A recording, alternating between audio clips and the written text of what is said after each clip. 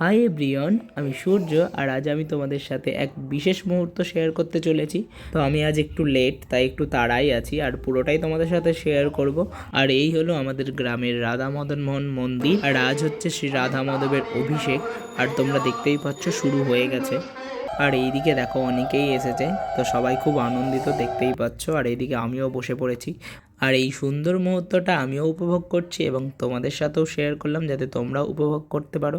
তো তারপর শুরু হয়ে গেছে অভিষেক যজ্ঞ এবং এইদিকে দেখো কি সুন্দর লাগছে না শ্রী রাধা মাধব আর রাধারানীকে। আর এই হলো আজকের বিশেষ মুহূর্ত, তো তোমরাও উপভোগ করো, সাথে আমিও করি।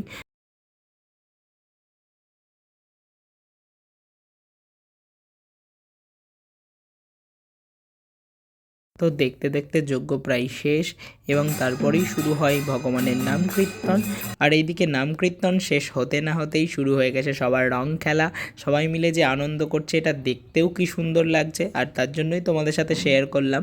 আর এইদিকে আমার অবস্থা দেখো, আমিও রং মেখে ভূত।